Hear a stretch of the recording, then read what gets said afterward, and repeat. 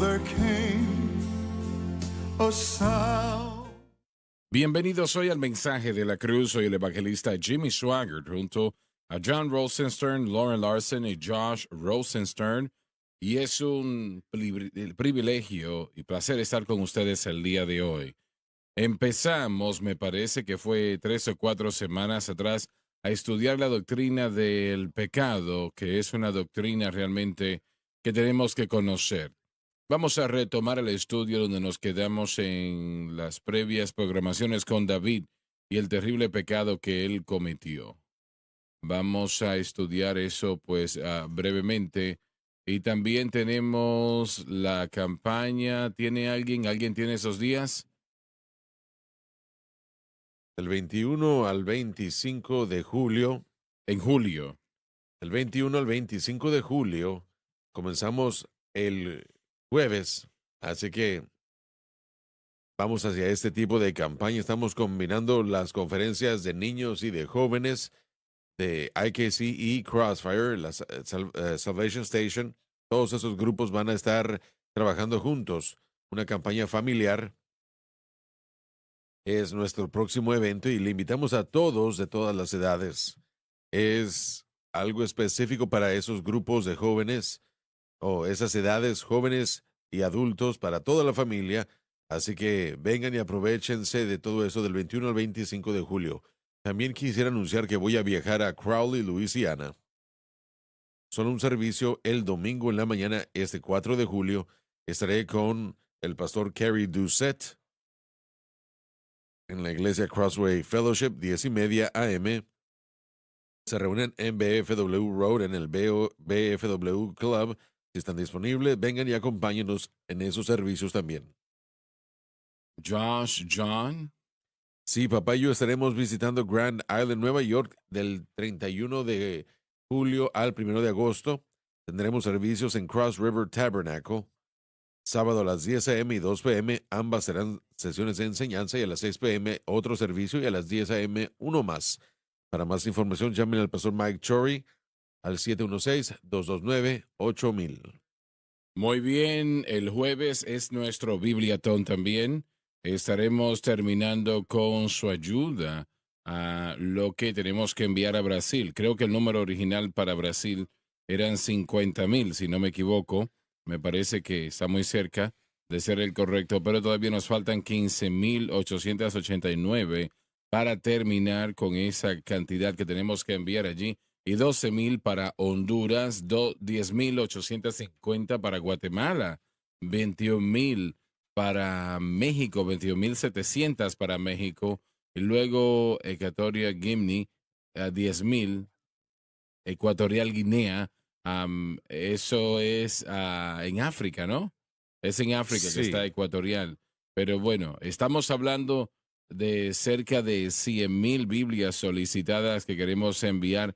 Así que necesitamos toda la ayuda posible y apreciamos toda su participación. Estemos orando que ustedes participen porque es muy importante, como ustedes lo saben. Una vez más, Brasil terminamos allí con 15,889.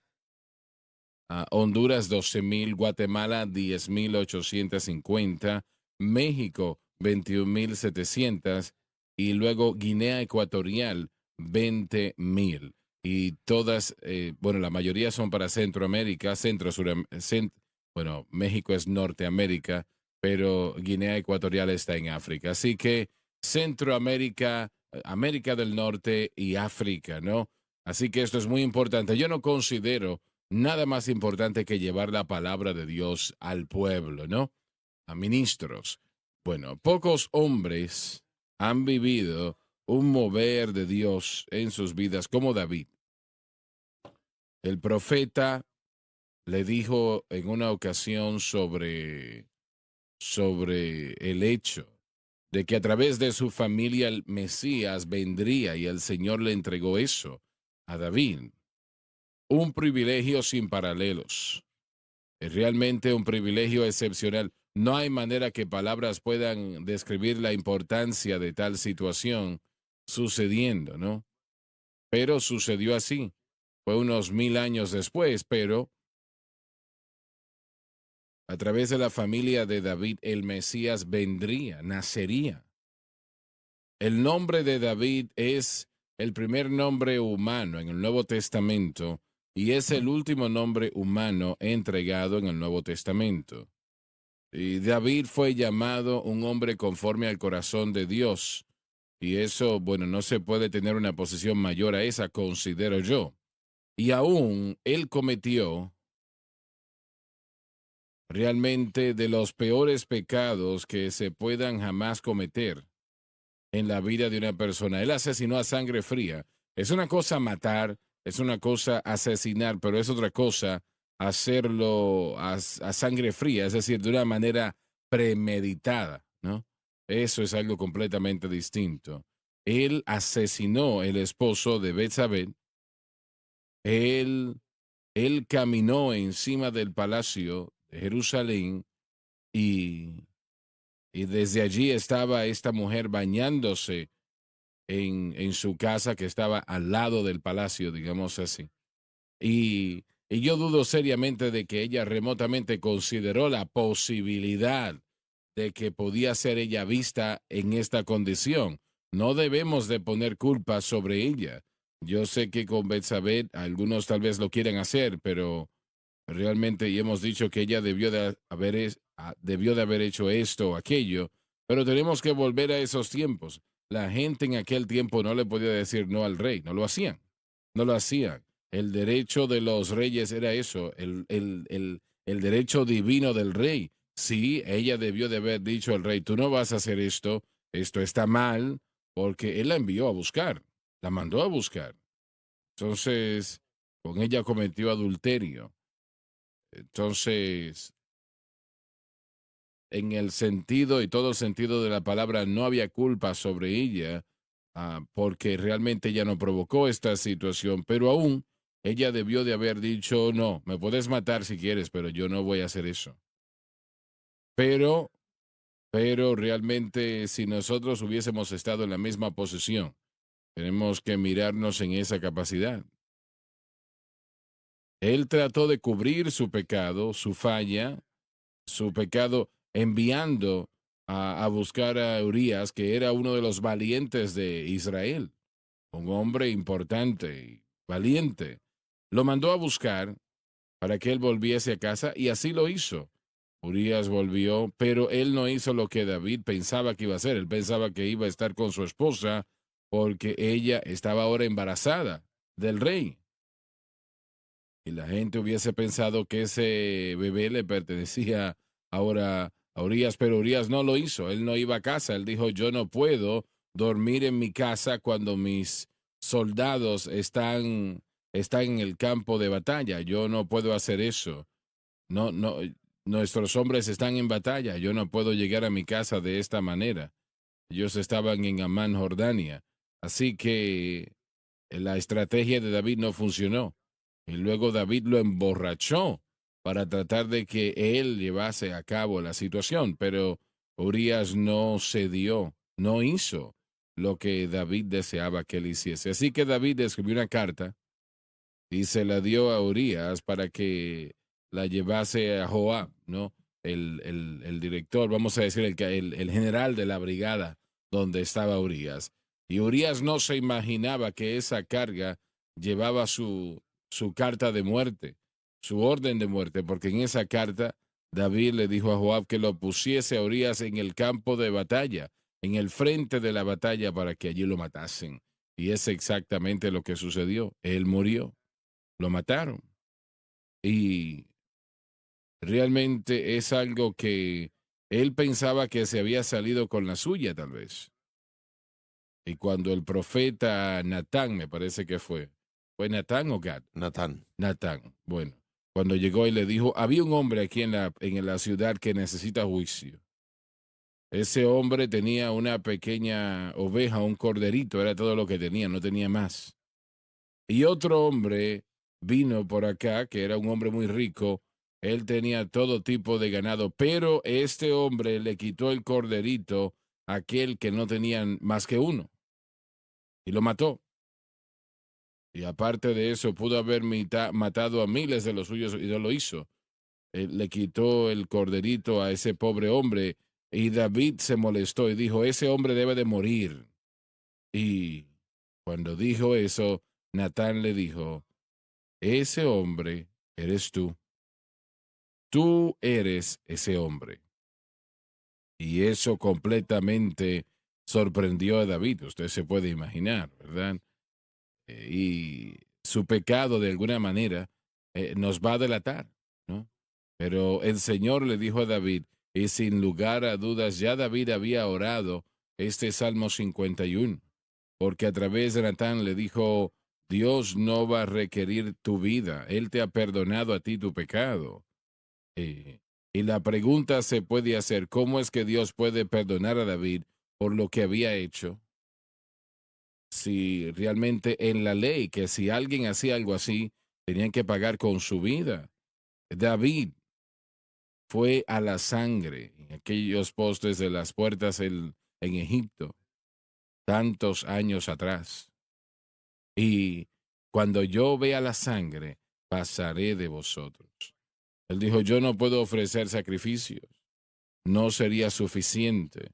No hay nada que yo pueda hacer excepto lanzarme a la misericordia y gracia de Dios. Y él oró esta oración que vamos a empezar otra vez el día de hoy. Él oró esta oración y Dios le mostró misericordia, gracia.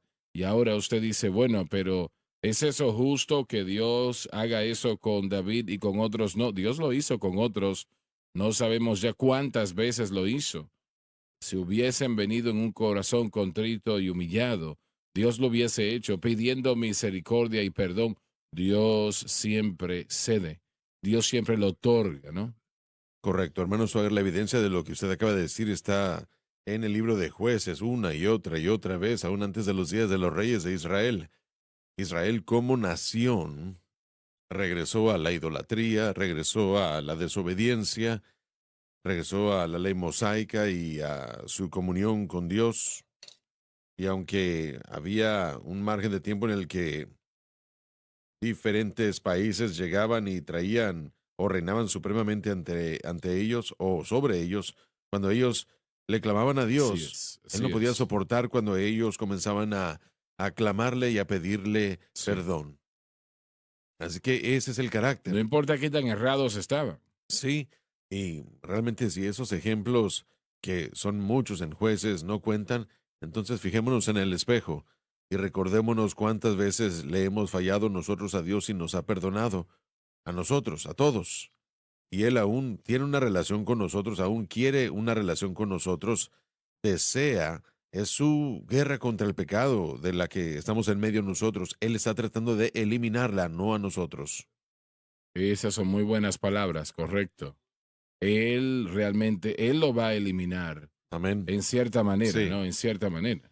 Bueno, en Cristo, Así es, Él ya ha totalmente. eliminado, esto se está llevando a cabo en el pasado, presente y futuro. Nuestros pecados pasados ya fueron lidiados, el presente puede ser lidiado y en el futuro el pecado ni siquiera va a estar en nuestra presencia. Y David oró esta oración en Salmo 51 y realmente es mucho más que para solamente tratarse de David. Esto tenía que ver no solamente con David, pero también con el pueblo de Israel, toda la nación de Israel. Un día, en un sentido, no me refiero a que van a orar esta oración palabra por palabra, pero sí orarán una gran parte de ella, el espíritu de esta oración en la segunda venida. Y aquellos que han cometido el mayor pecado que se pueda cometer, el asesinar a su propio Mesías, serán perdonados, limpios y lavados. Ahora, no es que esas personas allí, en que están en esta hora, en la segunda venida, no son los que tiraron del gatillo, podemos decir, ¿no? Pero aún así, como un abogado judío me dijo en una ocasión, ¿por qué? ¿Por qué somos responsables nosotros? No tuvimos nada que ver con Jesucristo, hablando de aquellos que viven hoy día, ¿no? Yo lo miré y le dije, usted está en lo cierto, usted no tuvo nada que ver, pero usted lo odia tanto como lo odiaron en aquel tiempo y se quedó pensando en los momentos. Y finalmente me contestó, usted está en lo cierto, es verdad. A nosotros no nos interesa él en lo absoluto, igual que en aquel tiempo. Entonces, no solamente la mayor oración de todas. Esto cae en línea, está en línea con la oración de intercesión de Cristo, quien vive para hacer intercesión por nosotros. Esta oración presenta eso que Jesucristo ha orado.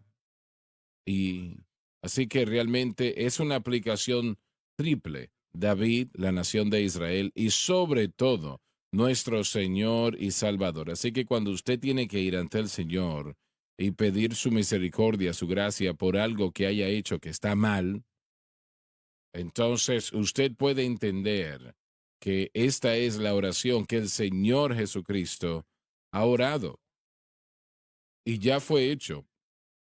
No es algo que se tiene que hacer, ya fue hecho. Y usted puede verlo, lo puede leer y le va a ayudar a entender mucho más sobre la misericordia y gracia de Dios. Adelante, John. Solo quería mencionar algo. Adelante. Estamos hablando de todo esto y el pensamiento sigue llegando a mi mente. La escritura donde el pecado abundó, la gracia sobreabundó. Antes de que David hiciera estos múltiples actos de atrocidad, pecado, transgresiones, adulterio, asesinato y tratando de cubrir todo eso que usualmente es lo que el hombre trata de hacer, cubrir su propio pecado, pero mientras más tratamos de hacerlo, más problemas causa. Lo mejor que se puede hacer es hacer lo que hizo David, arrepentirse. Pero antes de que eso sucediera, unos capítulos anteriores podemos ver el mismo profeta Natán hablándole al mismo rey, David. Y lo que Natán comparte es la palabra de Jehová con respecto a lo que es llamado el pacto de David, o davídico. Y lo hermoso de todo esto es que, aunque David, si decimos que él cometió errores, no es lo suficiente, no sería suficiente, pero no anuló el pacto que Dios había hecho. Y el pacto establecido, en el séptimo capítulo de Segunda de Samuel es muy hermoso porque viene a reforzar un pacto anterior que se había hecho con Abraham, la tierra de Israel heredada por la tierra, heredada por el pueblo. Y ahora vemos esto con respecto al Mesías. Y el Señor le compartiría a David, porque David había edificado o había querido edificar casa para el Señor, pero el Señor le dijo, yo te edificaré casa a ti. Y antes de que fuese claro de que el Mesías vendría a través del pueblo judío, ahora el Señor identifica que vendría él a través de la casa de David. Así que cuando uno lee y uno ve ese hermoso pacto que el Señor tiene y que ha establecido con David, que él establecería y haría una casa para mi nombre, estableciendo el trono de su reino para siempre, hablando de Cristo, el Señor no desechó a David ni tampoco anuló este pacto por causa de las actitudes y acciones de David. Se requería de arrepentimiento de parte de David, por supuesto, pero este pacto, esta relación que el Señor había establecido, no lo anuló. Y David pagó por ello tanto como un ser humano lo Así puede es. hacer con creces. Sí, amén. Y siempre, siempre, siempre el pecado lleva consigo consecuencias. Penalidades. Penas y consecuencias. Ahora, la paga del pecado, la paga final y máxima es la muerte, pero aquí vemos una imagen con David que el profeta le dijo a través de la palabra del Señor, no vas a morir, no morirás. Y en Cristo no tenemos que morir como resultado del pecado, pero siempre hay una consecuencia. Y el punto que quiero presentar es que muchos cristianos muchas veces, todo el tiempo cuando fallan, porque todos fallamos, ninguno de nosotros somos perfectos. Y el primero que se atreve a decir, yo no fallo, bueno, está mintiendo, así que ya ahí está el primer error. Pero cuando fallamos, no si es que llegamos a fallar, sino cuando. Eso no significa que el Señor nos va a desechar. Y mire, Disculpa, Josh. Y si fuese así, no quedara nadie. la gran mentira del enemigo, la gran mentira de Satanás. No hay personas perfectas. Pero muchos luchan contra esto consistentemente. Ellos ven el fracaso, no hay duda. Mm. Y ellos se sientan ahí y dicen, tú eres el hombre, ellos lo saben. Y Satanás utiliza eso como oportunidad de desanimar a la gente. Nosotros no tomamos a la ligera el pecado, no hay excusa, pero mayor a todo eso, hay un sacrificio por el pecado. Y yo sé que el diablo y a menudo ha tratado de desanimar a mucha gente. Yo he hablado con algunos recientemente porque han fallado. porque han errado del blanco. Y ellos saben que no debieron hacerlo, no hay duda. Pero no crean en la mentira del enemigo, que el Señor los va a desechar porque hay algo mayor, hay una persona mayor que, que sus faltas y pecados. Y eso es lo que el Señor Jesucristo hizo en el Calvario. Nunca ha habido, y lo voy a decir otra vez, nunca ha habido alguien que no ha tenido ante el Señor y pedir misericordia y gracia. Y el Señor jamás le ha dado la Ninguno, espalda a ni a uno. ninguno. Me quiere decir a mí que aun si una persona le ha fallado en la misma acción múltiples veces, ¿puede perdonar el Señor? Vamos a empezar de nuevo y contestar esa pregunta. Todo el mundo Amén. está en esa categoría, no solamente uno aquí y allá, sino que todos. Bueno, usted está predicando entonces que uno puede pecar y uno puede hacer lo que No uno estoy quiera. predicando misericordia y Ajá, gracia. gracias. Eso es lo que estoy Gracias, predicando. amén. Te interrumpimos, adelante. No, ese es el punto que quería presentar. Eso nos habla del trono establecido para siempre.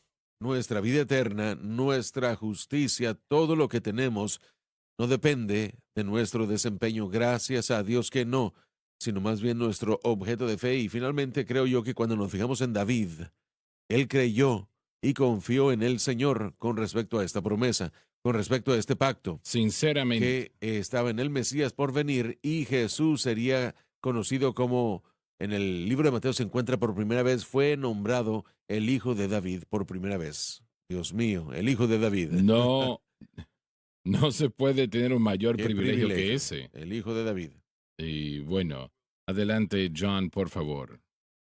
Tened misericordia de mí, Dios, de acuerdo a tu misericordia, de acuerdo a la multitud de tus misericordias, borra mis transgresiones. Y esa es la oración, no tiene que decirlo palabra por palabra, pero eso es lo que cada uno de nosotros hemos tenido que decir, no solamente una vez, como mencionamos, pero muchas veces.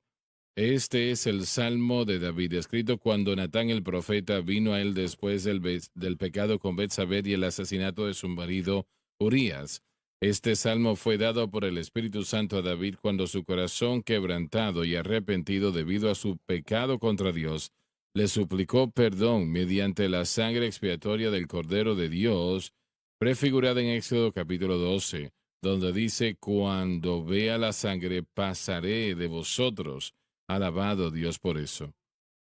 Por eso no solamente a él se le proveyó una expresión en arrepentimiento y fe, sino que también fue usado como un canal de comunicación profética. David en su pecado, arrepentimiento y restauración es una prefigura de Israel, ya que cuando él abandonó la ley y fue culpable de adulterio y asesinato, de la misma manera Israel despreció el pacto, se tornó a la idolatría, adulterio espiritual y asesinó al Mesías. Por eso la estructura de este salmo va mucho más allá de David, porque predice la confesión futura y perdón de Israel en el día de la segunda venida del Mesías, cuando mirándole a él a quien ellos traspasaron en la cruz, se afligirán y llorarán. También aún más perfectamente es una representación viva de la obra intercesora de Cristo a favor de su pueblo. Aunque David oró esta oración, el hijo de David haría el pacto de David suyo propio, así como el nuestro, y por medio de él oraría la correcta oración. Esto significa que esta es la oración arrepentimiento más genuina que jamás se haya orado, porque simboliza la obra intercesora del Hijo de David. Lávame más y más de mi maldad y límpiame de mi pecado. El problema del hombre es el pecado y el hombre debe admitir que el único remedio para el pecado es Jesucristo y el crucificado, a lo que David en esencia apeló. La sangre de Jesucristo solamente limpia de todo pecado y hay una riqueza de verdad en esto. El problema del hombre es el pecado, problema número uno. Y el problema debe de admitir eso, y ese es el problema número dos. El único remedio para el pecado es Jesucristo y este crucificado, problema número tres. A lo que David en esencia apela, es el único lugar donde usted puede apelar, o usted o cualquier persona. La sangre de Jesucristo solamente limpia de todo pecado. Y ese es otro ejemplo. Estas palabras son fenomenales, damas y caballeros. Y el pecado es algo maravilloso, es algo horrible, perdón. Es algo muy grande, tan grande que tomó y costó la cruz del Calvario para resolverlo correctamente.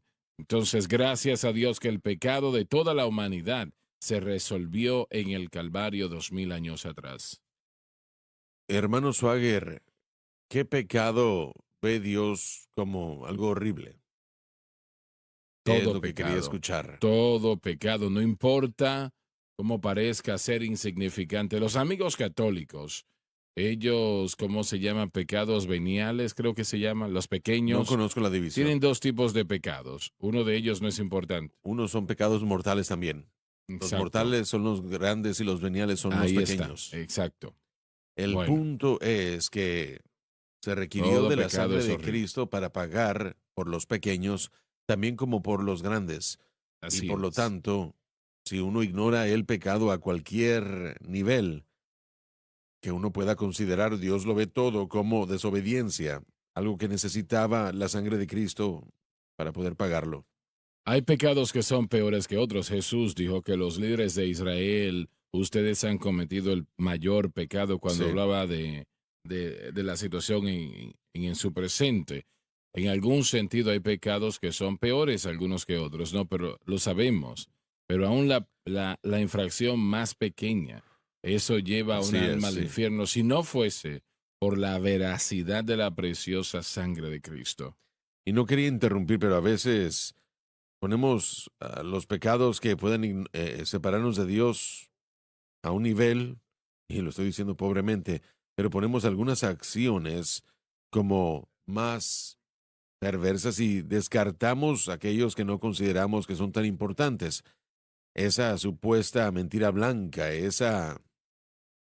Bueno, realmente te equivocaste. ya veo. Nosotros tenemos que Ah, entender que nuestro pecado bueno, nos sí. separa, no importa cuál sea. Y los de los Bueno, demás es sí. horrible. Pero el de nosotros no es tan No, malo, yo no usualmente. estoy, pero, ¿verdad? Pero de cualquier Yo. manera, pensemos en eso. No Bueno. me golpeé por eso, pero sí evaluamos, ¿verdad?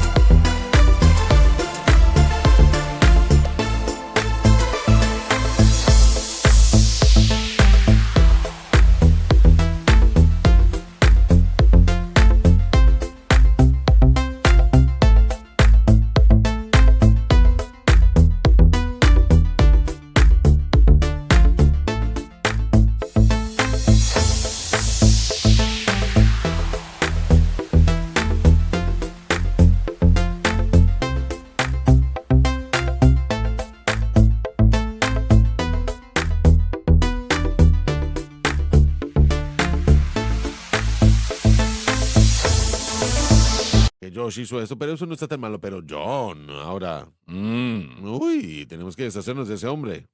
Es importante si te agrada la persona, eso Sí, es lo esa es bueno. preferencia personal, pero Dios no tiene preferencia personal con respecto al pecado, por cuanto todos hemos pecado y estamos destituidos de la gloria de Dios. Por lo tanto, y yo no quise desviarme en la tangente, pero yo solo quiero que la gente sepa que no hay pecado demasiado grande, no hay pecado demasiado pequeño, que la sangre de Cristo no pueda aplicársele a él y que deba de aplicársele por fe. Exactamente. Y nosotros también debemos entender las cosas que llamamos pequeñas Sí. o mentiras pequeñas. Tenemos que entender que Dios no las ve de Amén. esa manera. No, Señor. Realmente tomó la muerte de su Hijo en la cruz del Calvario para expiar todo pecado. Amén. Realmente no hay tal cosa como un pecado bueno, pero pecado malo y Sí. peor, ¿no? Sigo diciéndolo, yo sé que quiero que la gente entienda. Esa es la guerra de Dios contra el pecado. Desde el momento en el que su creación le falló en el huerto, Dios tenía un plan de eliminar al pecado completamente para que Él, una vez más, pudiera tener la libertad y el derecho legal plenamente de tener una relación con el ser humano, y su respuesta a todo pecado, de todo tamaño, toda forma, de cualquier formato que usted quiera clasificarlo, fue enviar a su Hijo. Y finalmente, no solo podemos ser perdonados, pero finalmente, una vez más, la guerra de Dios contra el pecado, nosotros entramos a ella, somos participantes, pero es Dios el que ha ganado la guerra. ¿Qué puede quitar mi Ahí pecado? está. Solo la sangre de Jesús. Amén, gloria a ¿Qué Dios. puede hacerme nuevo otra vez? Nada, solo la sangre de Jesús. Oh, precioso es el fluir que Amén. nos lava completamente. No hay otra fuente que conozca. Nada, Amén. solo la sangre de Jesús. Aleluya. Alabado Dios. Gracias a Dios por esa preciosa sangre derramada del Hijo de Dios. Hay algunos que tal vez están sentados enfrente de una televisión con un corazón roto porque le han fallado al Señor. Yo voy a orar en este momento y el Señor, si usted viene a Él con un corazón contrito y humillado, Él perdonará y le limpiará de ese pecado. Y yo voy a orar así como si usted estuviese perdido sin Dios. Y yo quiero que usted ore conmigo. Y yo quiero que usted lo diga con todo su corazón, quien quiera que usted sea, donde quiera que esté. Ahora oremos y crea lo que usted está diciendo. Padre que estás en los cielos, Padre que estás en los cielos, yo vengo a ti yo vengo a ti en el nombre de Jesús. en el nombre de Jesús. Te pido perdón por mis Te pecados, pido perdón por mis pecados, las cosas que he hecho, las cosas que he hecho, la vida que he la llevado. vida que he llevado. Por favor, perdóname Por favor, perdóneme y límpiame y límpiame con tu preciosa con sangre tu preciosa sangre de toda de injusticia. toda injusticia. Con mi boca Con mi boca yo confieso yo confieso al Señor Jesús. al Señor Jesús. En mi corazón En mi corazón yo creo yo creo que Dios resucitó a que Jesús Dios levantó a Jesús de entre los muertos de entre los muertos y Él vive. y Él vive. En este momento, En este momento acepto a acepto Jesucristo a Jesucristo y el precio que Él pagó y por el mí precio que Él pagó por mí en la cruz del en la Calvario. cruz del Calvario. De acuerdo a su De acuerdo a palabra, su palabra, que no puede que mentir. no puede mentir. Yo soy lavado. Soy lavado.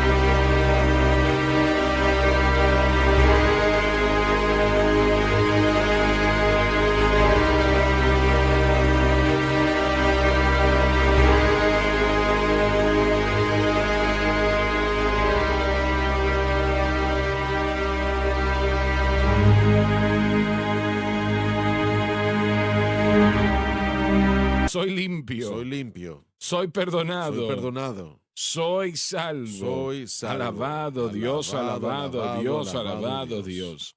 Hay una fuente llena de sangre de las venas de Emmanuel. Los pecados debajo de esa sangre lavan sus manchas. El ladrón Aleluya. en la cruz se regocijó en ver esa fuente aquel día, y de allí nosotros, aunque perdidos como él, podemos lavar nuestros pecados. Gloria a nuestro Dios. Damas y caballeros, servimos a un Salvador Amén. maravilloso, a un Señor grandioso, maravilloso, alabado Dios. Y si usted le permite, Él se hará real en su corazón y en su vida, entienda eso, porque Él le ama. No importa lo que usted haya hecho, Él le ama, ¿entiende? Amén. Él le ama. Y usted dice, bueno, pero Dios me ha llamado y yo nunca voy a poder cumplir ese llamado. Sí, sí puede. Amén. Sí. Sí, sí puede. Si usted le ama, porque Dios no es hombre para mentir, ni tampoco hijo de hombre para arrepentirse. Si Él le llamó a predicar, si le ha llamado para una obra específica, Él no es hombre para cambiar su pensar. Él, él no dice, bueno, yo lo lamento, yo llamé a Bill y este es Sally. No, Él no hace eso. Dios realmente todo lo que Él hace es eterno. Entienda eso usted. Amén. Muy bien, John, vamos. El pecado condenó al hombre, pero Cristo condenó al pecado. Y eso es lo hermoso de todo. Repite eso otra El vez. pecado condenó al hombre, pero en la cruz Cristo condenó al pecado. Dice en Romanos capítulo 8:3 esa misma idea de que Dios envió a su Hijo unigénito en semejanza de carne, por el pecado condenó al pecado en la carne. Adelante en el versículo 3. Porque yo reconozco mis rebeliones y mi pecado está siempre delante de mí. El reconocimiento de los versículos 3 y 4 es la condición del pecado divino. Todo pecado en esencia se comete contra Dios. Por lo tanto, Dios exige que se reconozcan las transgresiones poniendo la culpa donde legítimamente corresponde, el autor del mismo. Él no puede perdonar pecado que no haya sido reconocido, del cual no se acepta ninguna responsabilidad. Y quiero reiterar eso. Él no puede y de hecho no va a perdonar el pecado que no ha sido reconocido y por el cual no se toma ninguna responsabilidad. Y esto en particular, Lauren conoce mucho más de esto que yo y Josh también, más de lo que yo conozco al respecto, pero esto que se llama la revolución de la gracia, ellos totalmente están en contra de lo que se dice en estas notas, ¿no?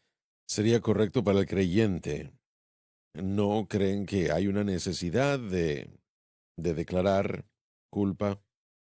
Ellos lo ven como, para el creyente, como una falta de fe de parte de creer lo que Cristo hizo por nosotros. Pero hay una limpieza de cuerpo, alma y espíritu que tiene que suceder después de que el creyente falla. Y emocionalmente, para recuperarnos de ese fracaso, y esto es realmente, eso está más dentro de la categoría de por qué el Salmo 31, Salmo 51 y 32 nos dan la característica de Dios y la manera de cómo superar el pecado en nuestra vida y corazón. Tenemos que saber que ya terminó. Tenemos que saber que eso ya terminó. Sí. Y llevárselo a Dios nos reasegura que el precio pagado en el Calvario fue por nosotros. Ahora, el pecador viene a Cristo y no tiene que confesar todo esto, el pecado, no No, tiene. claro. El pecador cree, realmente el creyente confiesa. Correcto, y esa es la diferencia. Nosotros como pecadores hacemos la oración de fe y confesamos que somos pecadores y que necesitamos salvación, pero cuando el creyente está al tanto de pecados que han cometido, el Espíritu Santo lo ha dejado en claro. Y Él, si usted es sensible a Él, Confesará sus cuando pecados. usted se convierte en una persona consciente de lo que uno ha hecho, hay que ir al Padre Celestial inmediatamente. No crean esa basura y esa enseñanza que dice que el arrepentimiento es algo malo, que la convicción viene del diablo. Bueno, esa enseñanza viene del diablo, no la convicción. La Exacto, convicción exacto. de un pecado es un aspecto saludable de la dirección y la guía del Espíritu Santo. La hermosura del Espíritu Santo es que Él nos guía a toda Ujú. verdad y define por nosotros internamente lo bueno y lo malo. Y eso es uno de los aspectos maravillosos del Espíritu Santo, que es algo nuevo para el Así nuevo pacto y no es, estaba así disponible bajo el es. antiguo. Realmente pueden decir, bueno, esto es Antiguo Testamento, eso no se aplica a nosotros hoy. Este problema del pecado y la sangre y el perdón, la misericordia y la gracia es eterno. Correcto. Hay cosas, hermano Swagger, que aunque se requiere de más discusión, no estamos bajo el antiguo pacto, estamos en un nuevo pacto. El antiguo pacto no es mi pacto. La ley mosaica no es mi pacto. Sin embargo, hay información y aún hasta ciertas acciones definidas por Cristo y sus apóstoles en el nuevo pacto, que definen para nosotros lo que o cuáles acciones debemos tomar. Así que cuando Juan dice en Primera de Juan 1:9 que si confesamos nuestros pecados, Él es fiel y justo para perdonar nuestros pecados, Él está tratando con creyentes del nuevo pacto. Cuando Jesús habla de arrepentimiento, cuando David habla de arrepentimiento, esas son características de una relación con Dios que han pasado al nuevo pacto, porque son dadas en el antiguo y reforzadas por el apóstol o los apóstoles de Cristo, escritas en el canon de las Escrituras para nosotros. Si usted lo puede encontrar, es un pensamiento simple. Si usted lo puede encontrar escrito en el nuevo pacto, es su responsabilidad. El Nuevo Testamento es nuestra responsabilidad, y si fue algo reflejado en el Antiguo, simplemente es un énfasis de una verdad que Dios ha traído a un nuevo pacto. Es difícil para la gente entender, pero si usted utiliza la analogía tal vez de un contrato en el que usted estuviera para el trabajo, si usted tuviera un nuevo contrato, lo único que cambió del antiguo es, digamos, su salario, pero ahora ya están bajo nuevo contrato, se les está pagando más, pero aún tiene los mismos días de descanso, aún tiene las mismas responsabilidades que usted tenía antes. Sin embargo, el nuevo pacto o el nuevo acuerdo le da a usted un pago más grande. Algunas cosas se transfieren. Si usted encuentra cosas en el Nuevo Testamento como Primera de Juan 1:9, que son algo reflejado en el Antiguo, como el Salmo 51, Salmo 32 y otros salmos, es parte del nuevo pacto. No es el antiguo, es el nuevo, por el cual nosotros somos responsables.